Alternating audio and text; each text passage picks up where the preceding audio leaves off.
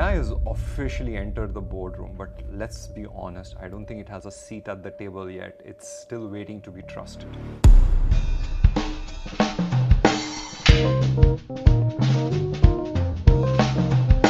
So AI right now is like a high-performing sports car. In consumer tech, people are flooring it, while in banking, people are conscious about if there are seat belts, if there are airbags, if there's an audit trail. We have with us today Mr. Kapil Kapoor, who is the CTO of CredAble. We'll explore questions around how banks can adopt AI better and how banks, who are right now conscious, because only 1 out of 4 banks is really adopting AI in a meaningful manner today. So Kapil, my first question to you is, while banks, we know, are not terrified of technology per se, but when it comes to AI, they're a bit risk averse. Why do you think that is? Okay. So great question first. I mean, AI is everywhere these days. So it's good that we are talking about AI. So I think we need to understand what's the difference between a bank and a consumer business. A bank is actually very much driven by regulatory risk, reputational risk that comes there. So they're very rational when they're showing some hesitation in adopting AI. Largely, they want AI to be trustworthy. So I think it's largely a design problem. It's not a capability problem of the AI. I think they're very interested in modernizing their financial operations with AI. So I think largely it's a question of when AI is designed and deployed in banks, is it something that comes with good architectural and design attributes, like is everything explainable, is there a proper control, is there cyber risks managed, is there cryptographic risks managed? So I think it's very important that when you're designing for banks, you need to think of all of these things. Is there human in the loop by design, because you don't want to have something that's fully automated, and you could probably have like a failure risk which may be huge for a bank. So that's there. So I think largely I think a well-designed, trustworthy AI is something what banks want as innovation, not just like ungoverned AI, which might probably be a big risk for them.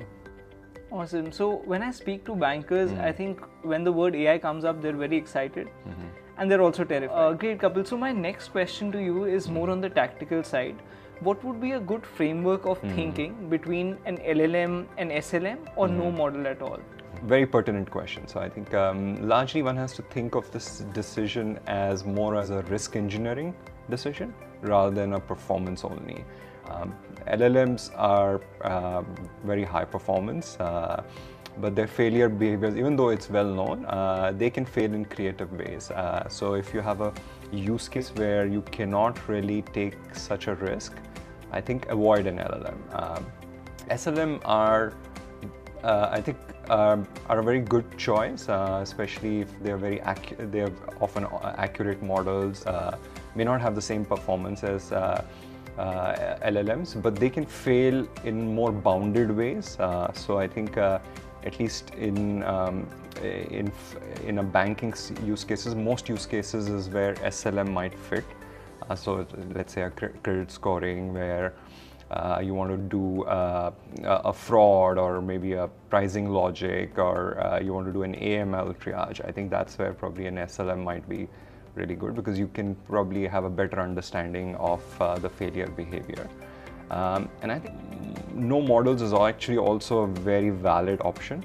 If you have a very use case that's very intense in terms of regulation, and you need a lot of risk maturity, go for no models. I think there should never be this pressure that you have to always go for AI. These are, as I said, very deterministic systems and very well-known failure behavior. So I would say in banking, you don't need the smartest model. You need the model that whose behavior you understand well when it will fail. So go for that. Nice. Thanks, Kapil. So we've spoken about strategy. We've spoken a little bit about tactics as well.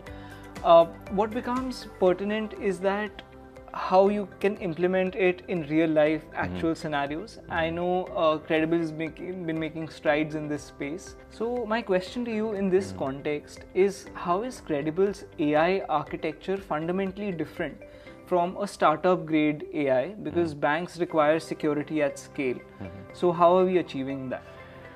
So CredAble, I think we build it very much custom to all performance attributes that matter to a bank. So our cloud and AI infrastructure is built for fault tolerance, for regulatory scrutiny, and something that works in the long term as economics for the bank also to kind of do that. So if you're working with CredAble, our infrastructure is enterprise grade. It will support multiple cloud providers. So it could be the top 3 hyperscalers, AWS, Google, Microsoft, any emerging hyperscalers, whether it's Oracle, or sometimes even like a bank has wants just something that's very private and custom, so even a bare metal can be supported. When we design and provision our infrastructure, there is tenant isolation. We make sure our environments are segregated from each other. So a bank fully understands where their data is being stored. They can fully observe it. They can govern it. We use very modern DevSecOps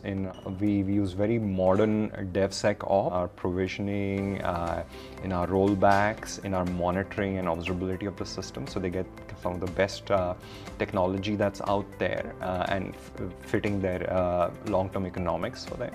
We are also designed for data localization, any sovereign considerations that you have for the infrastructure. So CredAble's infrastructure is not just for speed, it's for reliability, security, long-term economics, fault tolerance, regulatory scrutiny. So we meet all of that. So I think any bank that's working with us should be rest assured they're getting a highly performant, highly reliable, highly secure infrastructure.